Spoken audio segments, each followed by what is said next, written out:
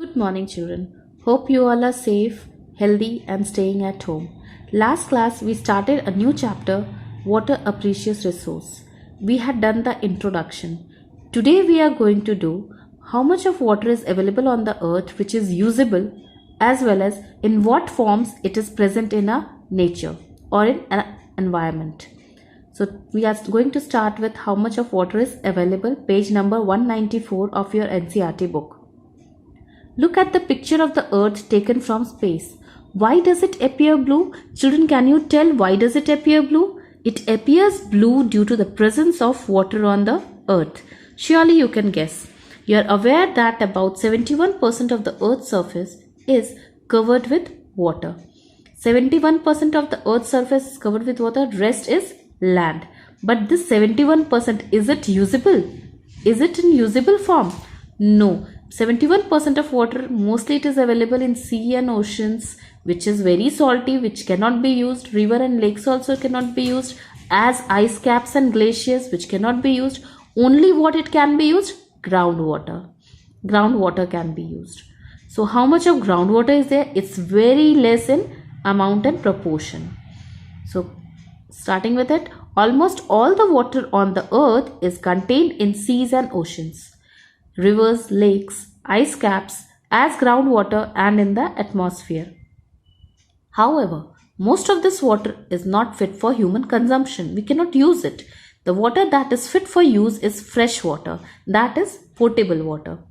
Perform the following activity to estimate roughly the relative amount of water available in some of these sources.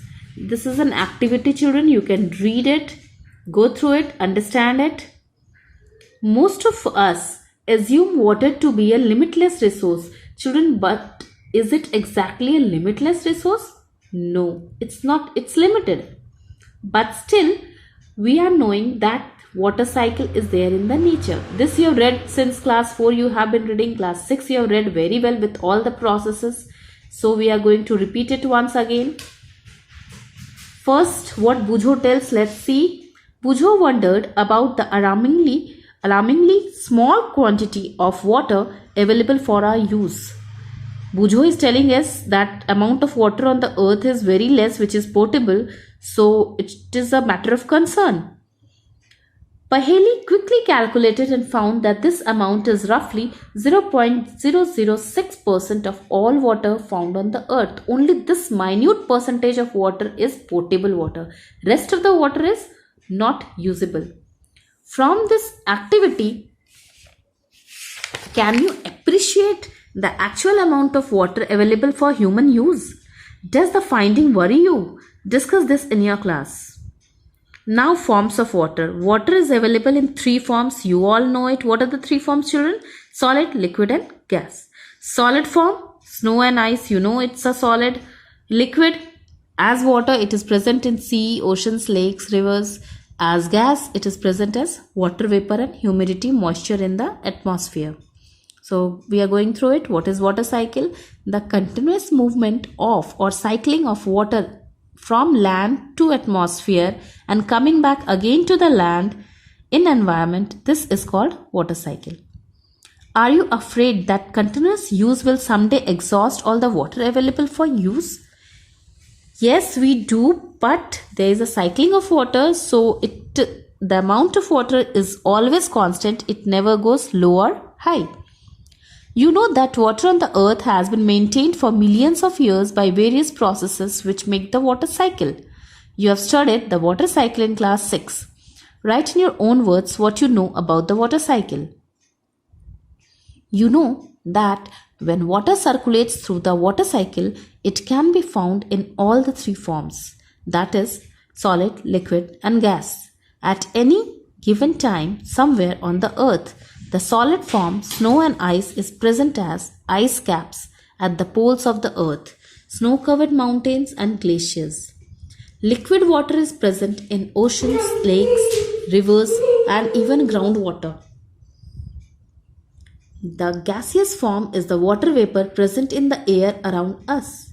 The continuous cycling of water among its 3 forms keeps the total amount of water on the earth constant, even when the whole world is using it. Does it give you any relief? Yes, it's a matter of relief that water never goes waste, never goes out of stock. It is always constant, but we should conserve it. Can you recall the processes involved in water cycle? The following activity will help you. First, we need to go through the process of water cycle. In this water cycle, which all processes are involved? First number is groundwater. Groundwater means underground water. Second is through evaporation, water goes up. Third, condensation takes place here to form clouds. Now fourth, here clouds are formed. Fifth, water also, there is a loss of water from trees and grasses and all that green plants, and this process of loss of water is called transpiration. Sixth, when the water again falls on the land, again it seeps and goes to form underground water. This is called infiltration. Seventh, it is coming to the land in the form of precipitation, that is in the form of rain, snow, ice, whichever form, it is a form of precipitation. Is this clear? It is given in jumbled word here. You can write the correct answers over here. Activity 16.3 shows the processes involved in water cycle. They are labeled by numbers. Match these numbers with the processes given in the jumbled form. Most towns and cities have water supply system maintained by the civic bodies, municipal corporations. The water is drawn from the nearby lakes, rivers, ponds or wells.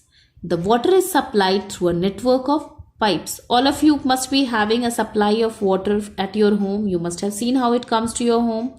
Big, thick pipes, large pipes. Many villages do not have such water supply system. There, people fetch water directly from the source. Often women and children have to walk several kilometers to fetch water.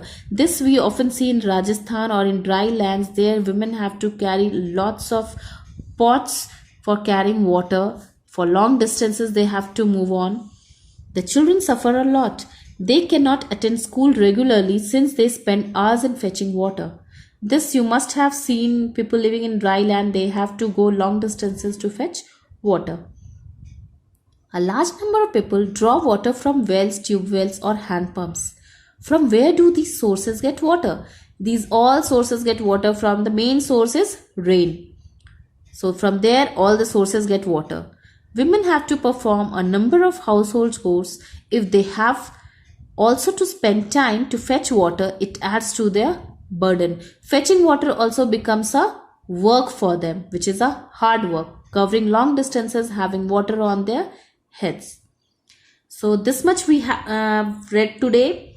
Today what we have read, children? First, how much of water is available on the earth which is usable, and second, what are the forms of water and how they are found on the earth, and how water remains constant, water supply or water amount remains constant on the earth.